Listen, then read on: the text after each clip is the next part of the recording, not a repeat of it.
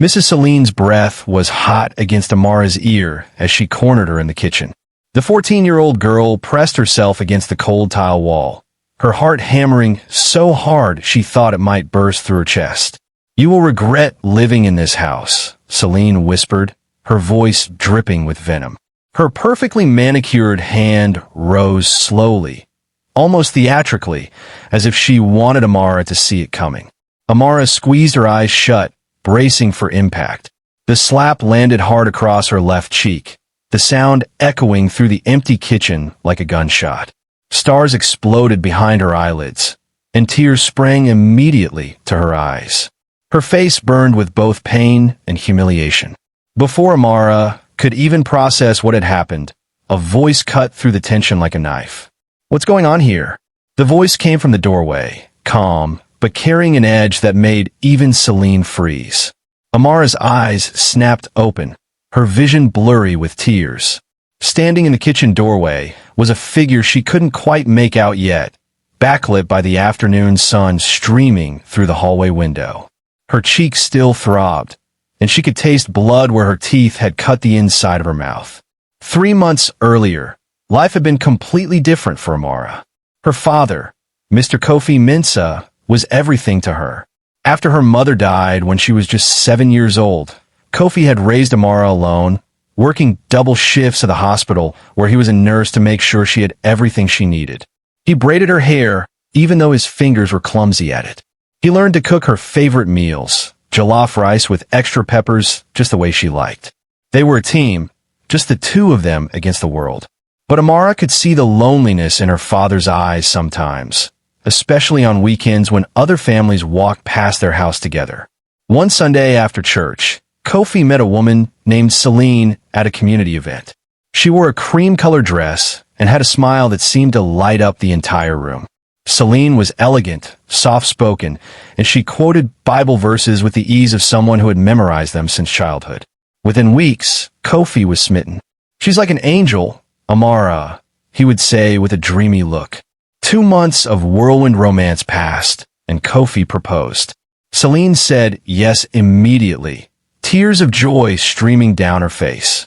The wedding was small but beautiful, held in the same church where they had met. Celine moved into their modest 3-bedroom house the very next day, and at first, everything seemed perfect. When Kofi was home, Celine transformed into the picture of a loving stepmother. She would sit Amara down on the couch, gently braiding her thick hair into intricate patterns while humming gospel songs. "You're so beautiful, my daughter," Celine would coo, her fingers working through Amara's hair with practiced ease. She cooked elaborate dinners, always making sure Amara's plate was full first. She helped with homework, checked Amara's school uniform to make sure it was pressed perfectly, and even packed special lunches with little notes that said things like, "Have a blessed day, sweetie." Kofi would watch these interactions with pure joy radiating from his face. "See, Amara, I told you she was special," he would say, pulling both of them into warm hugs. For those first few weeks, Amara tried to convince herself that this was real, that maybe she really did have a mother figure now. But there was something in Celine's eyes when Kofi wasn't looking, something cold and calculating that made Amara's skin crawl. The mask slipped the moment Kofi left for his first overnight shift after the wedding. Amara was awakened at 4 in the morning by a bucket of cold water being dumped over her head. She gasped, sputtering and confused, her sheets soaked through. "Get up," Celine commanded, standing over her bed in a nightgown, her face twisted into something Amara barely recognized. "You think you can live in this house and do nothing? Get up now."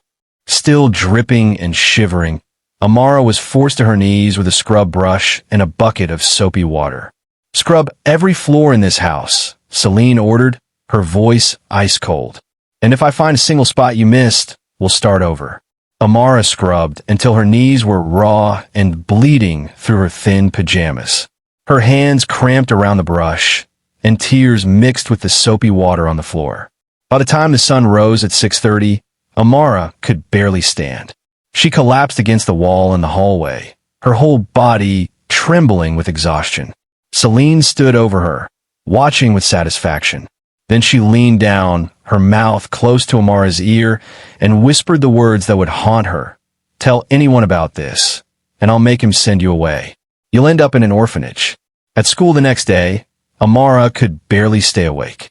Her knees throbbed beneath her uniform skirt, and every time she shifted in her seat, pain shot through her legs. Her teacher, Mrs. Akojua, noticed immediately. Mrs. Akojua was young and observant, the kind of teacher who actually paid attention to her students. During break time, she called Amara to her desk. "Amara, are you okay?" Mrs. Akojua asked gently, her eyes scanning Amara's face. "You look exhausted, and you keep wincing. Is something wrong at home?" Amara's heart raced. This was her chance. She could tell the truth right now. She could show Mrs. Akojua the bruises on her knees, explain about the 4 a.m. wake-up calls, the scrubbing, the threats. But then Celine's voice echoed in her mind. "I'll make him send you away." Amara imagined her father's face if he found out she had accused his new wife of abuse. Would he even believe her? Celine was so perfect around him. "I'm fine, ma'am," Amara heard herself say, forcing a smile. "Just didn't sleep well. Bad dreams." Mrs. Akojua's eyes lingered on her face for a long moment, clearly unconvinced. "If you ever need to talk, Amara, my door is always open. About anything." 2 weeks later, Celine's cruelty escalated. Amara was in the kitchen after school, trying to prepare rice for dinner as Celine had commanded. The pot of palm oil sat on the stove, heating up, sending shimmering waves of heat into the air. Celine stood nearby, watching with those cold, calculating eyes. "Stir it faster," Celine snapped. "Do you want it to burn?" Amara stirred faster, her arm aching. Without warning, Celine's hand shot out and bumped Amara's elbow hard. The spoon flew from Amara's hand, and hot oil splattered. Several drops landed on Amara's exposed forearm, and she screamed. The pain was instant and excruciating, like someone had pressed a lit match directly to her skin. Blisters formed immediately, angry and red. "Oh no," Celine said loudly, her voice dripping with false concern. "You need to be more careful, Amara. See what happens when you're clumsy." Tears streamed down Amara's face as she clutched her burned arm. Celine grabbed her wrist roughly and shoved it under cold water at the sink, but her grip was punishing rather than comforting. Later, when Kofi called to check in, Celine answered cheerfully. "Oh, Amara had a little accident in the kitchen. Nothing serious, just a tiny burn. She's so clumsy sometimes." When Kofi finally came home from his 3-day shift, he was exhausted but happy. He walked through the door with his arms full of groceries and small gifts, a tradition he had maintained since Amara was little. "My girls," he called out cheerfully, setting everything down to pull Amara into a tight hug. She buried her face in his chest, breathing in his familiar scent of hospital soap and cologne. For a moment, she felt safe again. Celine appeared from the bedroom, her face glowing with warmth. She kissed Kofi on the cheek and immediately started helping him unpack the groceries, asking about his shift with genuine seeming interest. At dinner, Celine had prepared Kofi's favorite meal, and she served everyone with a smile. "How's my princess doing in school?" Kofi asked Amara between bites. Amara felt Celine's eyes boring into her from across the table. "Fine, Daddy," she managed, forcing her face into what she hoped looked like a genuine smile. Her burned arm throbbed beneath her long-sleeved shirt. "That's my girl," Kofi said proudly. Under the table, Celine's foot tapped against Amara's shin. A warning, a reminder, a threat. All evening, Celine played the perfect wife and stepmother, and Amara played along, trapped in this terrible performance. The following Saturday, Amara made a mistake. She was setting the table for lunch when her trembling hands lost grip on one of Celine's expensive ceramic plates. It fell, almost in slow motion, and shattered into dozens of pieces across the tile floor. The sound seemed to echo forever. Celine's face transformed instantly from pleasant to monstrous. Kofi had gone to the market, so they were alone. "You stupid, worthless girl," Celine shrieked, advancing on Amara with terrifying speed. Before Amara could apologize or even move, Celine's hand connected with her face, then again, then again. The blows came so fast that Amara couldn't count them. She tried to shield herself, but Celine grabbed her wrists and slapped harder. Amara's lips split, and she tasted blood. When she fell to the floor, Celine kicked her in the ribs. The pain was so intense that Amara couldn't even scream. She could only curl into a ball, sobbing, while Celine stood over her breathing heavily. "Get up and clean this mess," Celine finally said, her voice returning to its normal register. "And if you ever break something of mine again, tonight you'll sleep outside with the dogs. Do you understand me?" Amara nodded weakly, unable to speak. She cleaned up the broken plate with shaking hands, her tears dripping onto the tile. A few days later, Kofi made an announcement at dinner that would change everything, though nobody knew it yet. "I've been thinking," he said, looking between Celine and Amara. "Money has been tight with wedding expenses and everything. The spare room upstairs has just been sitting empty. What if we rented it out to a student? Extra income would really help." Celine's fork paused halfway to her mouth. For just a second, something flickered across her face that Amara couldn't quite read. Then she smiled widely. "What a wonderful idea, honey," Celine said, her voice sweet as sugar. "I think that's very smart. We should put up an advertisement right away." Kofi beamed, pleased that Celine agreed so readily. "I'll post it at the university tomorrow," he said. "We could have someone moved in by next week." That night, after Kofi had fallen asleep, Amara heard Celine moving around in the kitchen. She crept to her doorway and peered out carefully. Celine stood by the window, staring out at the dark street, her face illuminated by moonlight. She was smiling, but it wasn't a happy smile. It was the smile of someone planning something. "This could be useful," Celine muttered to herself, so quietly that Amara almost missed it. The words sent ice through Amara's veins. The following Monday, a young woman arrived with a single suitcase and a backpack full of textbooks. Her name was Nadia, and she was a 23-year-old graduate student studying social work at the university. She was tall and slim, with kind eyes that seemed to notice everything. Kofi showed her the room, explained the house rules, and welcomed her warmly. "Our home is your home," he said sincerely. Nadia thanked him politely and began settling in. That first evening, Nadia came downstairs for dinner and observed the family dynamics quietly. She noticed how Celine doted on Kofi, but barely looked at Amara.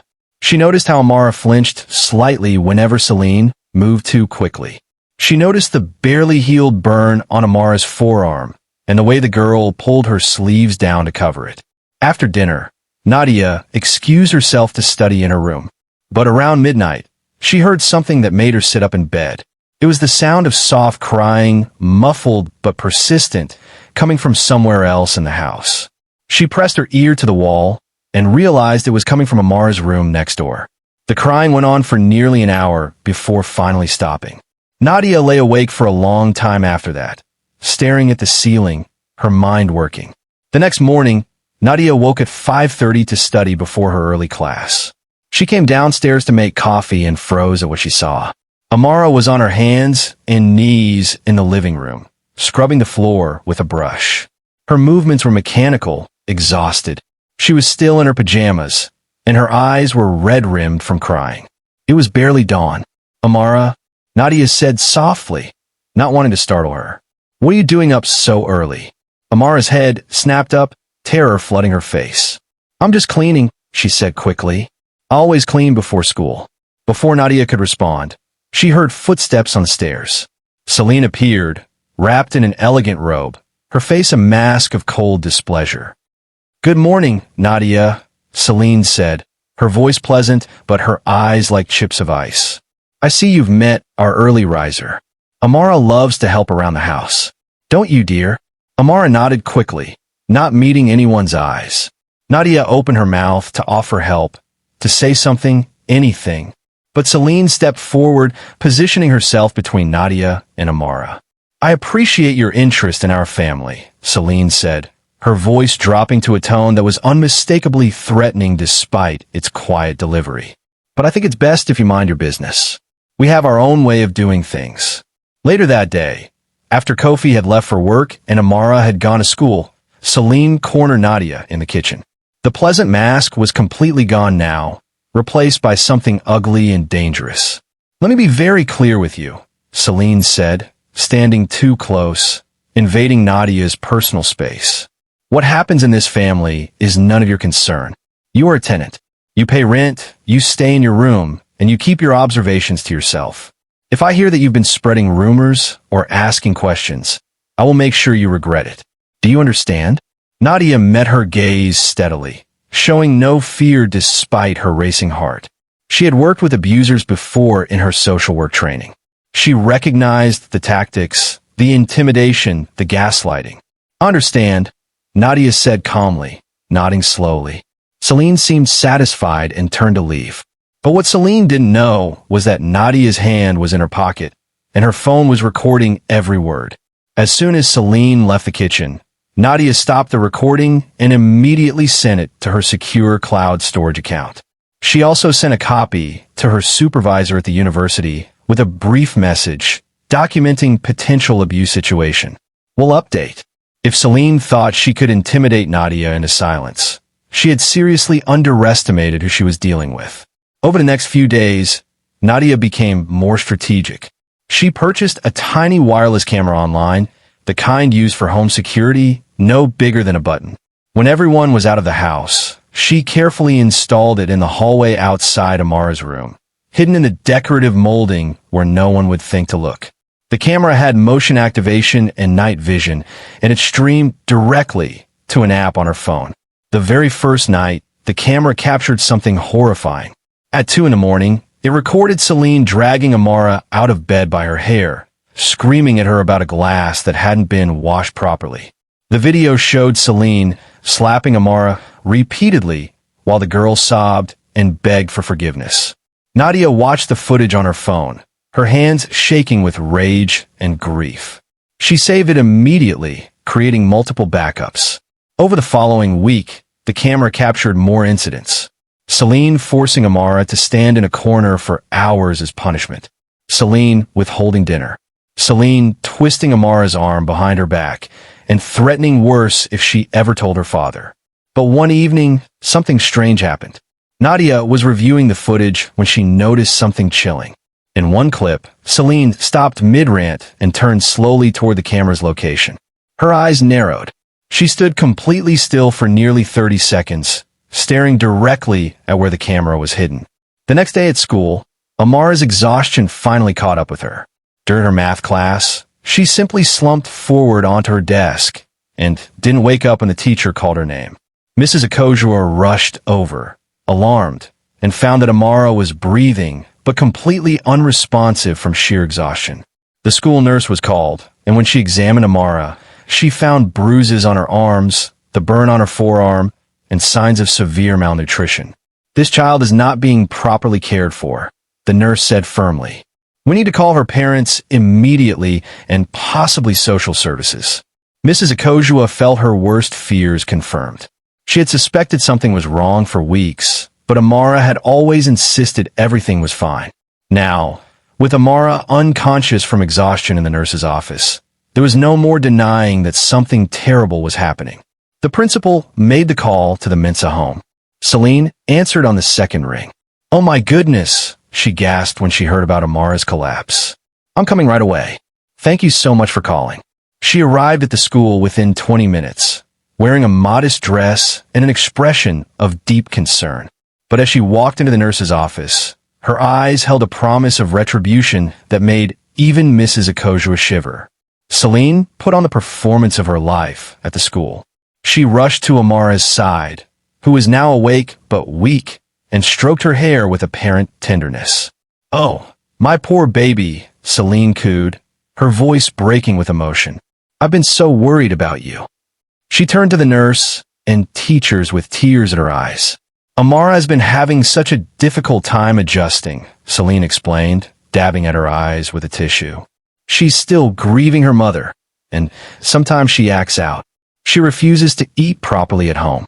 She stays up all night on her phone instead of sleeping. I've tried everything, but she's so troubled." The nurse frowned. "The bruises, she's always been clumsy," Celine interrupted smoothly. "She falls, she bumps into things, and she picks at her arms when she's anxious. It breaks my heart." Mrs. Akojua wanted to protest, wanted to say this didn't add up, but Celine's performance was so convincing. The principal, an older man who preferred to avoid conflicts, seemed inclined to believe Celine's explanation. Perhaps family counseling would help, he suggested weakly. As they left the school, Celine gripped Amara's arm tightly enough to bruise. In the car, her pleasant expression vanished. "You almost ruined everything today," she hissed. "Next time you try something like this, I won't just slap you. I'll finish you. Do you understand me?" That evening, Nadia came home from her classes and immediately sensed something was wrong. The house felt tense, charged with negative energy. She found Amara in the kitchen, mechanically washing dishes with tears streaming silently down her face. Before Nadia could say anything, she heard footsteps. Celine appeared in the doorway, and Nadia saw her raise her hand to strike Amara. Without thinking, Nadia crossed the kitchen in 3 long strides and caught Celine's wrist in midair. "Stop," Nadia said firmly, her voice calm but carrying absolute authority. "This ends now." Celine's eyes widened in shock, then narrowed in fury. She yanked her hand away from Nadia's grip. "How dare you touch me in my own home?" Celine spat. "You have no right to interfere with how I discipline my daughter. She's not your daughter, and that's not discipline," Nadia responded evenly. "That's abuse, and I'm not going to stand by and watch it happen." Celine's mouth curved into a cruel smile. "And who exactly do you think will believe you?" she asked mockingly. "A tenant who's been here all of 2 weeks? Against a respectable married woman? Kofi will throw you out the moment I tell him you've been making wild accusations." Nadia met her gaze steadily and said nothing, which seemed to unsettle Celine more than any argument would have. The next morning, while Celine was in the shower and Kofi had already left for work, Nadia called Amara into her room. The girl came reluctantly, afraid of getting in more trouble. "Amara, I need you to know something," Nadia said gently, kneeling down to be at eye level with the 14-year-old. "What Celine is doing to you is not your fault. You don't deserve it, and you're not alone anymore." Amara's eyes filled with tears. "But you can't help me. She'll just hurt me worse if you try. She'll convince my father I'm lying. She'll send me away." "She won't," Nadia said firmly, "because I have proof." She pulled out her phone and showed Amara the recordings. The audio of Celine threatening her. The video footage from the hidden camera showing the abuse. Amara's eyes widened as she watched, tears spilling down her cheeks. "I've already sent copies to multiple secure locations," Nadia explained. "Even if something happens to me or my phone, the evidence still exists. Your father will see the truth." For the first time in 3 months, something like hope flickered in Amara's eyes. But that afternoon, when Nadia returned from the university, something was terribly wrong. The decorative molding in the hallway had been disturbed. Her hidden camera was gone, and Celine was sitting in the living room, watching her with a smile that promised revenge. For the next several days, Celine's behavior changed dramatically, and it was somehow more terrifying than her outright cruelty. She became calm, pleasant, almost serene. She hummed while cooking. She smiled at Amara with an expression that didn't quite reach her eyes. She was even polite to Nadia. "I think we got off on the wrong foot," Celine said to Nadia one morning, her voice friendly. "Perhaps we could start over?" Nadia agreed cautiously, not trusting this transformation for a second. Amara, desperate to believe the nightmare might be over, started to relax slightly. Maybe Nadia's intervention had actually scared Celine into stopping. Maybe things would be okay now. But Nadia knew better. She had studied abusers in her social work courses. This calm period was strategic. Celine was regrouping, planning her next move. Sure enough, 3 days later, Nadia discovered that her laptop had been accessed. Someone had tried to find and delete the video files, though thankfully they were stored on the cloud and not locally. Then her car tire was slashed. Nothing provable, nothing traceable, but the message was clear. Celine was retaliating. And one evening, Nadia opened her bedroom door to find all her belongings had been searched. Her books were rearranged. Her drawers had been gone through. Celine was looking for something, trying to find leverage. Everything came to a head on a Friday evening. Kofi's shift had been changed at the last minute, and he came home a full day earlier than expected. He walked through the door at 6 p.m., tired but happy to be home early. "Surprise!" he called out cheerfully. What he walked into was chaos. Celine was sitting on the couch, her blouse torn at the collar, crying hysterically. Amara stood in the corner of the room, frozen with terror, her eyes wide. Nadia was in the kitchen doorway, her face pale. "Kofi, thank God you're home." Celine sobbed, running to him. "She attacked me. Your daughter attacked me." Kofi's face went from confused to shocked to disappointed as he looked at Amara. "Amara," he said, his voice heavy with disbelief. "Is this true?" Amara opened her mouth, but no sound came out. She was shaking so hard her teeth were chattering. "She's been getting more violent." Celine wept into Kofi's chest. "I didn't want to tell you because I was trying to handle it, trying to be a good mother to her. But today she just snapped. She came at me, screaming, tearing at my clothes. If Nadia hadn't been here, I don't know what she might have done." Kofi's face crumpled. He turned to Amara with such disappointment in his eyes that she felt like her heart was being ripped out. "Go to your room, Amara," Kofi said quietly, his voice thick with emotion. "We'll discuss this later." "But Daddy," Amara started, her voice breaking. "Now," Kofi said more firmly, unable to look at her. Amara fled to her room, threw herself on her bed, and sobbed harder than she ever had in her life. Everything was ruined. Celine had won. Her father would never believe her now. She had tried so hard to protect him from the truth, and now he thought she was violent, troubled, dangerous. Downstairs, Celine was still crying in Kofi's arms, painting a picture of months of dealing with Amara's behavioral problems alone, trying to protect Kofi from the stress. But then Nadia's calm voice cut through the emotional scene. "Mr. Mensah," she said quietly, "before you make any decisions about punishing Amara, there's something you need to see." Kofi looked up, still holding Celine. "I don't think, please," Nadia insisted. "Watch this first. Then you can decide what to do." She held up her phone. Celine's face went white. She lunged toward Nadia, trying to grab the phone, but Nadia stepped back smoothly. "What are you doing?" Celine shrieked, her tears suddenly gone, replaced by pure rage. "Those are fake. She's lying. She's trying to destroy our family." But Kofi had already seen enough in Celine's reaction to know something was very wrong. Nadia connected her phone to the television and pressed play. The first video showed Celine dragging Amara out of bed in the middle of the night, screaming at her, slapping her repeatedly while the child sobbed. Kofi's face went slack with shock. "This isn't," he started, but Nadia played another video. Then another. The audio recordings of threats. The footage of Celine forcing Amara to scrub floors at 4 a.m. The video of the plate incident and the beating that followed. With each clip, Kofi's expression transformed from shock to horror to rage. His hands began to shake. "How long?" he whispered, unable to look away from the screen. 3 months, Nadia said quietly. "Since the first night, you worked an overnight shift after the wedding." Kofi turned slowly to look at Celine, and his face was unrecognizable. Celine realized in that moment that her carefully constructed lies were crumbling. She made one last desperate attempt, lunging toward Amara, who had crept back downstairs. "This is all your fault," Celine screamed, her hand raised to strike. But before she could make contact, Kofi stepped between them, catching her wrist, and Nadia grabbed her other arm. Celine was physically stopped, held between them, her face twisted with rage and desperation. "Who are you really?" Kofi breathed, staring at this woman he thought he knew. "Who are you?" Celine's bravado crumbled as she realized she had truly lost. She sagged between them, and when they released her, she collapsed onto the couch. For a long moment, no one spoke.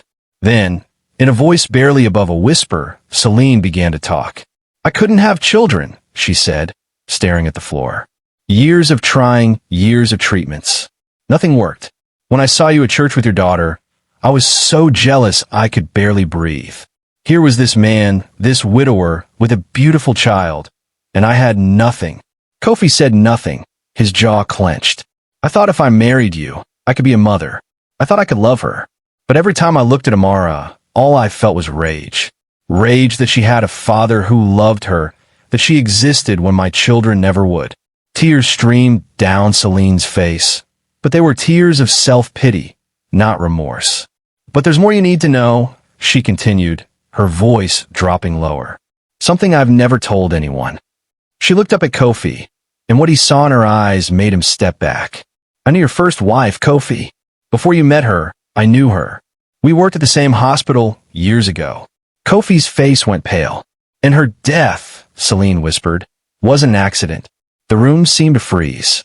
Even Nadia, who had dealt with numerous difficult cases, felt a chill run down her spine. "What are you saying?" Kofi's voice was barely audible. Celine laughed bitterly. "I've carried this secret for 7 years. Your wife, Amara's mother, didn't just die in that car accident. The brakes didn't fail on their own." She looked up at Kofi with something like triumph in her eyes, as if causing him this pain was her final act of revenge. "I was obsessed with you even then, Kofi. I watched you two together at the hospital, so happy, so in love. It should have been me. So I paid someone to tamper with her car. Just enough to cause an accident. I never meant for her to die, just to get hurt, to need you, to create space for me. But she died instead, and you were devastated and I had to wait. Wait until enough time had passed. Wait until I could swoop in and play the angel." Kofi's legs gave out, and he sat down hard on the nearest chair. Amara, listening from the stairs, let out a sound that was part sob, part wail. The mother she barely remembered, killed by the woman who was supposed to replace her. Nadia immediately pulled out her phone and dialed emergency services. "I need to report a confession to murder," she said clearly. Over the next few hours, the house filled with police. Nadia's recordings were seized as evidence, along with her written documentation of the abuse. Celine was arrested, still alternating between crying and silent rage. The police explained that they would need to reopen the investigation into Kofi's first wife's death. It turned out that there had been some questions about the accident at the time, but without evidence of foul play, it had been ruled accidental. "Why didn't you tell me?" Kofi asked Celine as the police prepared to take her away. "Why let me marry you, knowing what you'd done?" Celine looked at him with empty eyes. "Because I loved you," she said simply. "And because I could." As the police car pulled away, Kofi turned to find Amara standing behind him. For the first time in 3 months, he really looked at his daughter. He saw the weight she'd lost, the bruises on her arms, the exhaustion in her eyes, the trauma written across her face. "Oh, baby," he whispered and opened his arms. Amara fell into them, sobbing, finally safe. "I'm sorry," Kofi kept saying over and over. "I'm so sorry I didn't see it. I'm so sorry I didn't protect you." "It's not your fault, Daddy," Amara managed through her tears. "She fooled both of us." In the weeks that followed, life slowly began to return to normal, though it would never be quite the same. Celine was formally charged with both the murder of Kofi's first wife and the child abuse of Amara. The evidence was overwhelming between Nadia's documentation and Celine's recorded confession. Kofi took a leave of absence from work to focus on Amara. They started family therapy together, working through the trauma. Amara's physical wounds healed faster than her emotional ones, but having her father's full attention and support made all the difference. Nadia stayed on as a tenant, but she became much more than that. She became family. Kofi credited her with saving his daughter's life, and Amara clung to her as the person who had seen her suffering and refused to look away. "I'll never fail you again," Kofi promised Amara one night as he tucked her in, something he hadn't done since she was small. "I promise you, I will always listen, always believe you, always protect you." 3 months after Celine's arrest, Nadia received an email that made her pause. It was from another family, another situation, another child who needed help. She showed it to Kofi and Amara at dinner. "Another child needs you," Amara read aloud, then looked up at Nadia with eyes that were finally beginning to heal. "Are you going to help them?" Nadia smiled. "Yes. And this time, I won't be alone."